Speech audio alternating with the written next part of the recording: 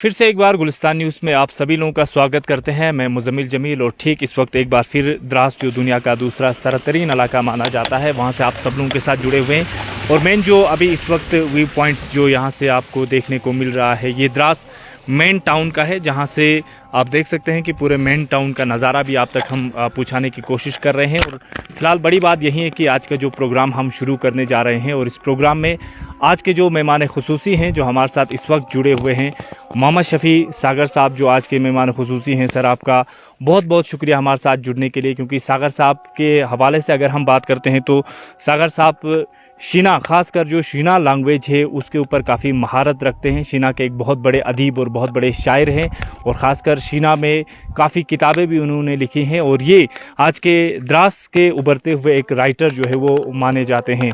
तो बहुत बहुत शुक्रिया सर, समय देने के लिए आपका बहुत बहुत शुक्रिया। और आज के इस प्रोग्राम में आपके साथ हम गुफ्तगू करेंगे आपकी ही जो मादरी ज़बान है शीना, उसके बारे में ही बात करेंगे, क्योंकि शीना लैंग्वेज के अंदर आपने बहुत सारी किताबें भी लिखी हैं। शीना रस्मुल ख़त आपकी किताब आई है सबसे पहले जो शाया हुई थी, और उसके बाद शीना के किताबें जो आपने लिखा है उसमें काफ़ी काम आपका देखने को मिला है। तो शीना लैंग्वेज के बारे में ही जानने की कोशिश करेंगे कि क्या तारीख़ है, क्या हिस्ट्री है शीना लैंग्वेज की। अगर इस दुनिया के अंदर हम देखेंगे तो कहाँ कहाँ शीना लैंग्वेज जो है किस तरह वजूद में आई, इसकी क्या हिस्ट्री है, क्या कुछ आप कहना चाहेंगे इस? शुक्रिया जमील साहब, आपने मुझे इस काबिल समझा और मुझे यहाँ बोलने का मौका दिया। तो आपने जो पूछा कि ये शीना ज़बान की हिस्ट्री के बारे में, तो हमने जो किताबों में पढ़ा है या सुना है तो कहते हैं कि जो इंसान की इब्तिदा हुई कि वो साउथ अफ्रीका से हुई। इस पूरी दुनिया में जो इंसान की आबादी की शुरुआत जो है साउथ अफ्रीका से हुई। तो उस जो लोग साउथ अफ्रीका से आए उनमें एक ऐसा ग्रुप था जो नदी के किनारे रहना पसंद करता था, दरिया के किनारे रहना पसंद करता था। तो वो ग्रुप साउथ अफ्रीका से होके यूरोप की तरफ आया, तो उसे इंडो यूरोपियन कहते हैं जी। तो यूरोप की तरफ आने के बाद उस ग्रुप के दो हिस्सों में तकसीम हो गया। एक यूरोप की तरफ चला गया जो इंडो यूरोपियन कहलाया, और एक जो है ईरान की तरफ आया जो इंडो ईरानियन कहलाए। तो वहाँ से वो ग्रुप जो है ईरान की तरफ से आने के बाद जो है भारत की तरफ, इंडिया की तरफ वहाँ से एक ग्रुप आया, उसमें से एक छोटी सी टुकड़ी इंडिया की तरफ आई जिसे इंडो आर्यन कहा गया। तो इंडो आर्यन उस ग्रुप में से उसमें से कुछ लोग जो है शुमाली इलाका जात, गिलगित बल्तिस्तान या सेंट्रल एशिया की तरफ आ गए। तो जो सेंट्रल एशिया की तरफ आए थे वो दरद कहलाए। तो उस दरद ग्रुप की ज़ुबान जो थी वो एक बहुत पुरानी ज़बान थी, जो बहुत पुरानी वेदा से भी पहले की। तो उनकी ज़बान जो थी वो दार्दिक या शीना उसको कहते थे, उसी ज़बान को। तो वो ज़बान जो है ये बहुत पुरानी ज़बान है, प्री हिस्ट्रिक ज़बान माना जाता है इसको। तो हज़रत ईसा से भी कहते हैं कुछ 5000 साल पुरानी यहाँ पहले जो है ये ज़बान हिंदुस्तान में पहुँची। तो जो आर्यन जो ट्राइब थे, जो दरद थे, वो काफ़ी बहादुर लोग थे, जंगजू लोग थे। तो उन्होंने यहाँ बहुत सारे आबादियों में जो पहले से मौजूद पॉपुलेशन थी उनको ऊपर नीचे धकेलने के बाद जो है वहाँ पे उन्होंने जो है कब्ज़ा करके वहाँ उन्होंने अपनी बस्तियाँ बसाई, और दरिया के किनारे जो है नदी के किनारे किनारे अपनी आबादियाँ बसते गए। तो इस तरह से शीना ज़बान जो है इन इलाक़ों में पहुँच गई।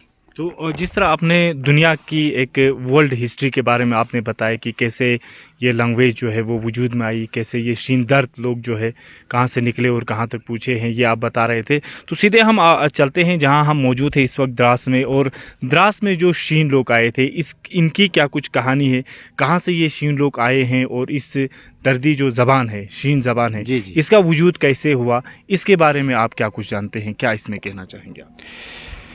तो मैंने जैसे बताया शुमाली इलाका जात में ये लोग आए। तो द्रास की हिस्ट्री जो है वो काफ़ी बाद में स्टार्ट होती है। तो कहते हैं कि पाकिस्तान के छिलास नामी इलाके में एक इलाका है जिसका नाम छिलास है, वो अभी पाकिस्तान में है। तो उस ज़माने में वहाँ पे एक औरत रहती थी, उसका नाम सील, एक ठाठा खान एक वहाँ का जस्टेरो जिसे कहते हैं, आजकल का नंबरदार निसा, वहाँ का कोई लीडर था। उसकी बेटी थी सील बुयूरी का जो है ایک لڑکا پیدا ہوا، اس کی 2-3 پشتوں کے بعد جا کر ایک لڑکا، اس کا نام تھا پوئنلو اس کا نام تھا۔ تو کہتے ہیں کہ پوئنلو کی بیوی اس زمانے میں ایک آدمی تھا، اس زمانے میں اس کا نام اچریو کوچوٹو تھا۔ تو اچریو کوچوٹو نے پوئنلو کا قتل کر کے اس کی بیوی کے ساتھ زبردستی شادی کر لی۔ شادی کرنے کے بعد اس کی پوئنلو کے ساتھ 7 بیٹے تھے۔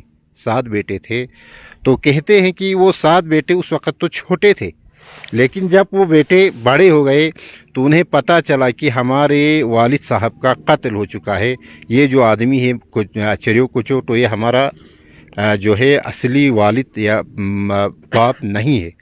تو اس کے بعد جو ہے وہ وہاں سے جو ہے انہوں نے کیا کیا، جب بڑے ہو گئے تو پہلے تو لوگوں نے بتایا ان کو کہ وہ ادھر ادھر سے سنے کہ آپ کے باپ کا اس نے قتل کر دیا ہے، لیکن وہ ماننے کے لیے تیار نہیں تھے۔ تو کہتے ہیں کہ ایک دن پہاڑ میں گئے، یہاں سرد علاقوں میں کیا ہوتا ہے، ایک تہوار ہوتا ہے جسے دبکیو کہتے ہیں اور گلیت میں نسالو بولتے ہیں۔ تو اس کے لیے گوشت ذخیرہ کرنے کے لیے لکڑی کا ایک بکسا جیسا بناتے تھے، اس کے لیے لکڑیاں کاٹنے وہ جنگل میں چلے گئے۔ جنگل میں انہوں نے کیا کیا، درخت کاٹنے کے بعد اس آدمی نے دکھایا کہ اس درخت کو کاٹو اور اس کے بعد جو ہے ہم اس کو جو ہے گوشت ذخیرہ کریں گے۔ تو وہ انہوں نے پلان بنایا۔ پلان بنانے سے پہلے جو ہے انہوں نے ایک بیڑو کاٹا۔ بیڑو کاٹنے کے لیے چاقو لانے کے لیے ایک بچے کو گھر بھیجا۔ جب وہ لڑکا چاقو لانے گھر چلا گیا تو ماں نے تو وہ راستے کے بیچ سے واپس آتا ہے چاقو نہیں لے کر۔ پھر جب پوچھتا ہے کوچوٹو کہ آپ نے چاقو کیوں نہیں لایا، کہتا ہے مجھے چاقو نہیں ملا۔ دوسری بار واپس بھیجتا ہے، پھر کہتا ہے مجھے چاقو نہیں ملا۔ تیسری بار بھیجتا ہے، پھر چاقو نہیں ملا، پھر بھی واپس آتا ہے، پھر کہتا ہے میں نے جس چاقو سے پوئنلو کو قتل کیا تھا وہ چاقو بکسے میں موجود تھے، ماں کو بولو کہ وہ چاقو دے دے۔ تو اس کے بعد اس لڑکے کو پتہ چلتا ہے کہ ہاں یہ جو لوگ بول رہے تھے یہ بات صحیح ہے، کنفرم ہو جاتا ہے۔ کنفرم ہونے کے بعد پھر ان کے دل میں ایک تھوڑا سا نفرت سی پیدا ہو جاتی ہے۔ پھر جب وہ بکسا کے لیے لکڑی کاٹنے جنگل جاتے ہیں تو اچریو کوچوٹو کہتا ہے کہ اس درخت کو کاٹنا، اور خود کسی دوسرے درخت کے نیچے سو جاتا ہے۔ 7 لڑکے اس درخت کو کاٹنے کے لیے کلہاڑی وغیرہ لے کے جاتے ہیں۔ پھر وہاں پلان بناتے ہیں کہ یہ سویا ہوا ہے، ہم اس کو ختم کر دیں گے، ہمارے باپ کا قاتل ہے۔ پھر اس کے بعد وہ کیا کرتے ہیں، اس کو مار ڈالتے ہیں۔ مارنے کے بعد ان 7 کی ہمت نہیں ہوتی ہے کہ واپس گاؤں میں جائیں، کیونکہ ان کو پتہ ہے واپس گاؤں میں جائیں تو دوسرے جو قبیلے کے لوگ ہیں وہ حملہ کر دیں گے، مار ڈالیں گے۔ پھر وہیں سے پہاڑ سے ہی وہ جنگل سے ہی بھاگ جاتے ہیں۔ بھاگتے یہاں دراس کا ایک علاقہ ہے جسے بڑگام کہتے ہیں، آج کل کرکت پرانے زمانے میں اس کا نام تھا، وہاں پہنچتے ہیں۔ تو وہ زمین انہیں پسند آتی ہے۔ پسند آنے کے بعد جو ہے وہاں پہلی آبادی سٹارٹ ہو جاتی ہے۔ اس کے بعد وہاں سے کچھ لوگ جو ہے آس پاس پھیل جاتے ہیں، اور دراس میں ابتدائی آباد کار جو ہیں وہیں لوگ ہیں، بڑگام کے لوگ۔ ہاں، بڑگام سے آ کے پھر یہاں ہاں دوسری ایک مائیگریشن سٹارٹ ہوتی ہے بعد میں۔ پھر تو کہتے ہیں کہ یہاں پہ اس کے کہیں اسی خاندان سے ایک آدمی ہے جو اپنے کسی مذہبی رہنما کی نافرمانی کرتا ہے۔ نافرمانی کرنے کے بعد اس کو وہاں سے جلاوطن کر دیا جاتا ہے۔ اس کا نام تھا مونچوٹو۔ پھر اس کو یہ حکم ہوتا ہے کہ آپ ایسی جگہ جا کر بسو جہاں کولکوٹ نامی علاقہ ہے، وہاں کی طرح کے پتھر ہوں، چشمے ہوں، ایسی جگہ جا کر آپ آباد ہو جائیے۔ اور دوسری شرط یہ ہے کہ وہ جگہ ایسی ہو جہاں مٹی کھودنے کے بعد ایک گڑھا کھودیے، وہاں دوبارہ اسی مٹی کو بھر دیجیے تو مٹی برابر ہو۔ اکثر کیا ہوتا ہے کہ مٹی تھوڑی سی بچ جاتی ہے، وہ مٹی برابر ہو، ایسی جگہ ڈھونڈ کے وہاں بس جائیے۔ پھر وہ وہاں سے آتا ہے، آتے ڈھونڈتے اسی علاقے میں گوشن جہاں بیٹھے ہیں گوشن ہے، تو یہاں پہ وہ اس قسم کی مٹی، اس قسم کے چشمے، اس قسم کے پتھر پاتا ہے۔ پھر وہاں مٹی کی جانچ کرتا ہے، کھڑا کھودتا ہے، اس میں مٹی بھرتا ہے تو وہ بھی برابر پاتا ہے۔ پھر مونچوٹو جو ہے وہاں پہ آبادی سٹارٹ کرتا ہے۔ پھر مونچوٹو کے ساتھ جو ایک اور آدمی آیا تھا گول ڈومپا، تو وہ یہاں گوڈو میل جو ابھی کالج وغیرہ بن رہا ہے یہاں پہ، وہاں بہت سارا یہ، تو وہاں پہ ایک گاؤں بساتا ہے۔ تو آدھی آبادی جو ہے اس کی بسائی ہوئی ہے، اس کی اولاد ہیں۔ بعد میں بہت سارے آتے ہیں ادھر ادھر سے مائگریٹ، مگر وہ مائگریشن بہت چھوٹی ہیں. جو بڑے ٹائپ کی مائگریشن ہوئی ہے، آبادی کی شروعات جو ہوئی ہے، یہ 2 طائفے، یہ 2 لوگ جو ہے وہاں سے آئے ہیں. جی تو آپ سیدھا شینا لینگویج کے حوالے سے بات کریں گے. پرانی لینگویج ہے اور بہت پرانے قدیم زمانے سے جو ہے اس بولی کو بولا جاتا ہے. تو آج کی ڈیٹ میں جو ہمارے یہاں کے لوگ ہیں، اس زبان کی کتنی اہمیت کو انہوں نے برقرار رکھا ہوا ہے؟ کیونکہ عموماً اگر ہم گھروں میں دیکھیں تو آج شینا بھاشا کا لوگ کم استعمال کرتے ہیں، جیسے ممی پاپا، دادا دادی وغیرہ کا جس حساب شینا سے ہی گھر میں ماحول ہونا چاہیے، ایسا ماحول نہیں دیکھنے کو مل رہا ہے. تو کس طرح آپ اس چیز کو دیکھتے ہیں کہ سماج میں شینا کو لے کر اس وقت لوگوں کے اندر کس طرح کا رجحان ہے، اور کس طرح کا رجحان اس وقت پیدا کرنے کی ضرورت ہے تاکہ اس زبان کو اور بھی زیادہ بہترین طریقے سے ہم بڑھاوا دے سکتے ہیں؟ تو شینا زبان کا جہاں تک آپ نے بولا، تو شینا زبان کافی پرانی زبان ہے. تو اس زبان کی خوبصورتی یہ ہے کہ اس میں کوئی سکرپٹ یا رسم الخط یا لکھنے کا کوئی سسٹم نہیں تھا. زبان کو بچانے کے لیے سکرپٹ جو ہے اس کا لباس ہوتا ہے. سکرپٹ نہیں ہے تو زبان جو ہے اس میں کتابیں نہیں لکھی جا سکتی. لیکن یہ زبان پھر بھی پری ہسٹری سے آج تک چلی آ رہی ہے. پری ہسٹری سے آج تک یہ زبان چلی آ رہی ہے. تو اس زبان کو جو ہے جب پری ہسٹری سے آج تک چلی آ رہی ہے تو اس زبان کو سنبھال کر رکھا ہے لوگوں نے. اس زبان کو سنبھالنے کے لیے لوگوں نے زبانی اورلی یہ زبان جو ہے ایک دوسرے کے سینے سے منتقل ہوتے ہوتے ہم تک پہنچ گئی ہے. یہ زبان کی خوبصورتی ہے شینا زبان کی. تو اس سے پتہ چلتا ہے کہ یہاں لوگ جو ہے شینا زبان میں کافی انٹرسٹڈ ہیں. وہ اپنا ایک اثاثہ سمجھتے ہیں اس زبان کو بچا کر رکھنے کے لیے. جہاں تک کہتے ہیں کہ آپ نے بات کی کہ اس میں انگریزی الفاظ شامل ہو گئے ہیں، اردو الفاظ شامل ہو گئے ہیں، یہ ہر زبان میں ہوتا ہے نا. تو زبان جو ہے وہ جب تک دوسری لینگویج کے الفاظ کو قبول نہیں کرے گی، زبان ترقی نہیں کرتی ہے. ہر زبان میں اگر ہم زبان کو بالکل محدود طریقے سے رکھنا چاہیں، جس طرح سنسکرت کا حال ہوا. سنسکرت میں کوشش کر رہے تھے کہ سنسکرت کو جو ہے وہ دوسری زبان کے الفاظ کو اس میں شامل نہ کیا جائے، اس کو جو ہے بالکل ایک پیورٹی رکھا جائے، پیور لینگویج بنا کر رکھا جائے. تو اس سے نتیجہ یہ ہوا کہ سنسکرت دنیا سے جو ہے کم ہوتے چلی گئی. تو باقی زبانیں دیکھو، آپ انگلش میں دیکھو کہ ہر دن ہر سال نئے نئے الفاظ آتے ہیں، پرانے الفاظ نکل جاتے ہیں. تو کبیر داس نے کہا تھا کہ زبان جو ہے ایک بہتی ندی کی طرح ہے کہ اس میں پانی، نیا پانی آتا ہے، پرانا پانی چلا جاتا ہے. اگر اس پانی کو روکو گے تو وہ ایک جھیل بن جائے گی اور وہ پانی سڑ جائے گا، ہے نا. زبان بھی اسی طرح ہے. تو اس میں نئے نئے الفاظ آنا کوئی بری بات نہیں ہے. تو یہ ایک اچھی علامت ہر زبان میں سمجھا جاتا ہے. تو یہاں کے لوگ جو ہے آج بھی کوشش کر رہے ہیں. آج سب سے بڑی بات یہ ہے کہ لوگ لکھنے کی کوشش کر رہے ہیں زبان میں اچھے سے شعر و شاعری جو ہے ڈیولپ کر رہے ہیں، یا ادب جو ہے اس میں ڈیولپ کر رہے ہیں اور کوشش کر رہے ہیں.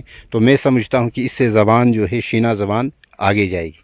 سر شینا زبان میں ٹوٹل اور کیا شینا زبان صرف ایک ہی بھاشا ہے یا پھر اس کے کہیں پارٹس ہیں؟ اس کو لے کر کیا کہنا چاہیں گے آپ؟ شینا الگ الگ جگہوں میں ہم نے دیکھا ہے کہ شینا دراس میں کچھ الگ انداز سے بولا جاتا ہے. ویسے گلگت بلوچستان سائڈ میں اگر ہم دیکھتے ہیں تو وہاں پہ الگ قسم کی بولی جاتی ہے. کیا اس کی بھی الگ الگ قسمیں ہیں، الگ الگ پارٹس ہیں اس میں؟ جی جیسے میں نے آپ کو کہا کہ یہ شینا زبان جو ہے یہ داردک زبانیں جو ہیں اس کے اندر آ جاتی ہیں. زبانوں کے بھی اپنے اپنے خاندان ہوتے ہیں. جس طرح انسانوں کے خاندان ہیں، زبانوں کے بھی خاندان ہیں. جس طرح یہاں جو بلتی بولی جاتی ہے یا پرگی بولی جاتی ہے، یہ انڈو تبتین کی جو ہیں وہ برانچز ہیں. اسی طرح شینا جو ہے یہ داردک کی برانچ ہے. اب شینا کی بولیاں جو ہیں کچھ بہت ساری بولیاں ہیں. کسی نے 3، کسی نے 4، کسی نے 7 بولیوں تک گنا ہے. تو جہاں تک میں گن سکتا ہوں کہ گلگتی ایک بولی ہے اس میں شینا کی، استوری ایک بولی ہے اس میں، چھلاس کی ایک بولی ہے اس میں، تو گریزی ایک بولی ہے، دراسی ایک بولی ہے. تو اسی طرح کوہستانی شینا بھی ایک बोली है। तो ये शीना की कुछ अलग अलग बोलियां हैं जो अलग अलग जगहों में बोली जाती हैं। तो ग्रेयरसन ने कहा कि द्रास की बोली जो बोली जाती है, अस्तोर की बोली जो बोली, गुरेज में जो बोली बोली जाती, इन तीनों को एक ही बोली के ज़ुमरे में लाया है, उसको अस्तोरी शीना कहा है। लेकिन कुछ राइटरों ने द्रास को अलग से द्रासी शीना, फिर गुरेज में जो बोलते हैं उसको गुरेजी शीना, फिर अस्तोर में जो बोली जाती है उसको अस्तोरी शीना, और लहजों के अलग अलग नाम दिए हैं। और बटालिकी शीना जो बटालिक में बोली जाती है, तो ये अलग अलग नाम उन्होंने दिया है। तो किस तरह आप देखते हैं सर इस वक्त शीना ज़ुबान में, अगर हम लिटरेचर की दुनिया में लेके चलते हैं, वहाँ पे इस वक्त क्या कुछ सूरत हाल है शीना ज़बान के? क्या इस ज़बान को और भी ज़्यादा फ़रोग़ देने की ज़रूरत है, या फिर स्कूलों वगैरह में इस भाषा को इम्प्लीमेंट करने की ज़रूरत है? किस तरह आप जो है सोचते हैं इस शीना भाषा को लेकर? शीना भाषा जो है आजकल तो बहुत, मैंने पहले ही बताया कि लोग इसमें शेर व शायरी जो है बना रहे हैं, इसी तरह से मकाले लिख रहे हैं, अफसाने लिख रहे हैं, किताबें भी लिखी जा रही हैं गुरेज़ी शीना में, द्रासी शीना में, गिलगिती शीना में। तो अगर हम सिर्फ द्रास इलाके की बात करें तो यहाँ पे भी काफ़ी चेंजिंग आई है पहले ज़माने से। जब जम्मू कश्मीर के अंडर था ये, तो जम्मू कश्मीर बोर्ड ने जो है इसको स्कूलों में शामिल किया था। तो इसकी 4th क्लास की बुक बन चुकी है, 5वीं क्लास के लिए बुक बन चुकी है, 6ठी क्लास के लिए बुक बन चुकी है, और इस साल जो है ये यूनिवर्सिटी लेवल में भी इंट्रोड्यूस होने का एक प्रोग्राम है। तो यहाँ पे यूनिवर्सिटी ऑफ लद्दाख जो है ये कोशिश कर रही है कि इस ज़बान को जो है यूनिवर्सिटी में लागू करे, और डिग्री कॉलेज द्रास और डिग्री कॉलेज कारगिल में इसको पढ़ाया जाए। तो उसके लिए भी हमारे कुछ नौजवान जो है वो सोच रहे हैं। अभी कुछ ऑर्डर वगैरह नहीं हुआ है, लेकिन उसके लिए भी लिटरेचर वगैरह, उसके लिए अदब वगैरह बनाने के बारे में सोच रहे हैं। इस तरह जो नई एजुकेशन पॉलिसी आई है, इसमें भी मदर टंग को ज़्यादा अहमियत दी गई है। तो इस हवाले से द्रास में जो है अच्छा काम हो रहा है, और कुछ हमारे जो नौजवान हैं, लड़के हैं, वो बहुत अच्छा काम कर रहे हैं। इसमें किताबें बनाने की, लिटरेचर डेवलप करने की कोशिश कर रहे हैं। तो क्या कुछ आपका नई पीढ़ी के लिए एक पैगाम रहेगा शीना भाषा को लेकर? जब आपने इतनी सी बात की कि कॉलेज के अंदर इसको इम्प्लीमेंट किया जाएगा, या फिर स्कूलों में कहीं क्लासों के लिए किताबें जो है इस वक्त दी गई हैं, तो किस तरह इससे शीना भाषा का आप मुस्तकबिल देख रहे हैं? क्या इसमें आप कहना चाहेंगे?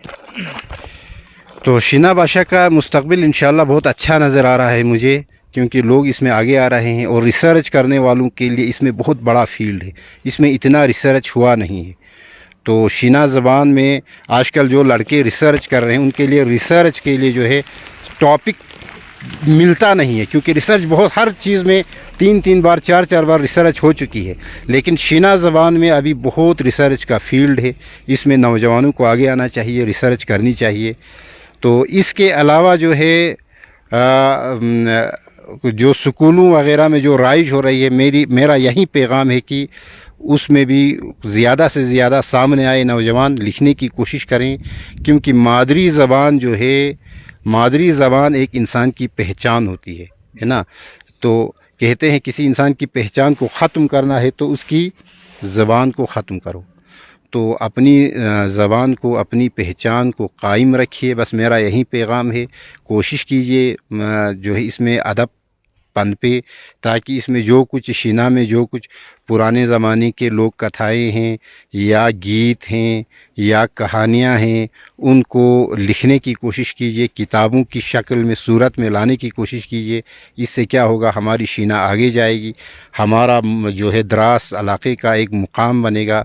तो क्योंकि कुछ लोग समझते हैं कि तरक्की के लिए इंग्लिश या उर्दू ज़रूरी है, लेकिन मैं ऐसा नहीं समझता हूँ। कि ऐसा होता तो जापान में जो है मादरी ज़बान में पढ़ाया जाता है, जापान तरक्की में नहीं होता है ना। रूस में जो रशियन लैंग्वेज में पढ़ाया जाता है, इंग्लिश नहीं है। या चाइना जो है वहाँ पे कोई इंग्लिश नहीं पढ़ता। तो वो जो ममालिक हैं वो तरक्की याफ्ता नहीं होने चाहिए थे। लेकिन ऐसा नहीं है कि तरक्की के लिए, समझने के लिए मदर टंग को समझना, उसमें पढ़ना जो है वो बहुत ज़रूरी होता है। मदर टंग में पढ़ने का एक सबसे बड़ा ये फ़ायदा है, अगर आप इंग्लिश में किसी बच्चे को पढ़ाते हो तो सबसे पहले उसको इंग्लिश लैंग्वेज सिखाना है ना। उसके बाद उसको हम हिस्ट्री के बारे में बता सकते हैं, या ज्योग्राफिया के बारे में बता सकते हैं। लेकिन मदर टंग में मदर टंग सिखाने की ज़रूरत नहीं, वो तो सीखा हुआ है। तो इसलिए जो है میری سب سے یہی اپیل ہے کہ اپنی زبان کو جو ہے ختم ہونے مت دیجیے، اس پہ کوشش کیجیے۔ ایک آخری سوال آپ سے پوچھیں گے، آپ نے کہیں بار آپ جو ہے گریز بھی گئے ہیں شینا لینگویج کو لے کر، وہاں کے لوگوں کا کس طرح کا رجحان ہے اور کس طرح کا سپورٹ جو ہے آپ کو ملا جب آپ جو ہے شینا رسم الخط وغیرہ آپ کی کتابیں لکھ رہے تھے، تو گریزی لوگ بھی وہاں پہ جو شینا بھاشا کا استعمال کرتے ہیں، کیا آپ کو یہاں اور وہاں کی بھاشا میں کچھ ڈفرینس ایسا محسوس ہوا کہ گریزی لوگوں کی بھاشا اور دراز کی بھاشا کو لے کر، اور کس طرح کا بھاشا کو لے کر گریزی لوگوں کے اندر کس طرح کا جوش اس وقت دیکھا آپ نے؟ گریزی بھاشا اور دراز کی بھاشا میں زیادہ فرق نہیں ہے، تو تھوڑا سا فرق یہ ہے کہ وہ کشمیر کے نزدیک ہیں، کشمیری زبان کا اثر اس زبان میں آ چکا ہے، بولی میں، لہجے میں، اور یہاں بلتی زبان کا اثر آ چکا ہے، کچھ الفاظ بلتی زبان کے گھس گئے، باقی جو ہے زبان جو ہے تقریباً سیم ہے، زیادہ فرق نہیں ہے۔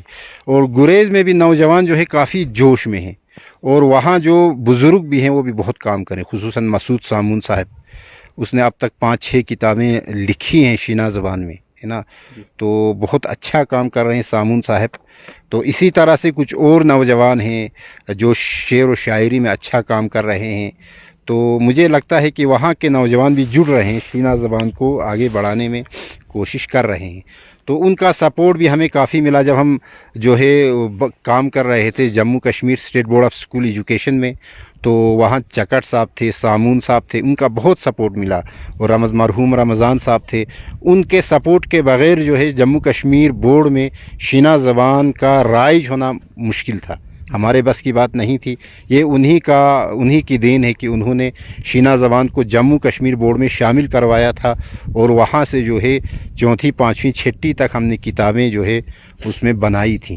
اس کے بعد ہماری بدقسمتی ہوئی کہ UT الگ ہوا، تو اب میں سوچتا ہوں کہ UT الگ ہونے کے بعد بھی ہماری لداخ کی گورنمنٹ جو ہے اس سلسلے میں بہت اچھا کام کرے گی۔ جی، بہت بہت شکریہ سر آپ کا سمے دینے کے لیے، آپ کا کافی وقت ہمارے ساتھ بتانے کے لیے بہت بہت شکریہ۔ تو ہمارے ساتھ جڑے ہوئے تھے محمد شفیع ساگر صاحب، جو پہلے ہی میں آپ کو بتا چکا ہوں کہ دراز کے ابھرتے ہوئے خاص کر شینا کے فیلڈ میں ان کا کافی اہم رول ہے، اور شینا کے ایک بہترین رائٹر میں ان کا نام جو ہے وہ شامل ہوتا ہے، جو اس وقت ہمارے ساتھ بات کر رہے تھے، اور اپنی جو مادری زبان ہے شینا بھاشا، یہ کہاں سے وجود میں آئی اور اس وقت شینا بھاشا کی کیا اہمیت ہے، اور آنے والے وقتوں میں جو شینا لینگویج ہے اس کی کیا اہمیت ہوگی، تفصیل کے ساتھ اس وقت ہمارے ساتھ جڑے ہوئے تھے اور بات کر رہے تھے، اور ہم بھی آپ تک ان کے ذریعے شینا بھاشا کے اوپر گفتگو کرنے کی کوشش کر رہے تھے، اور جاننے کی کوشش کر رہے تھے کہ یہاں پہ جو شین لوگ اس دراز میں رہتے ہیں یہ کہاں سے آئے ہوئے ہیں، اور اس وقت ان کی کیا کچھ اہمیت ہے،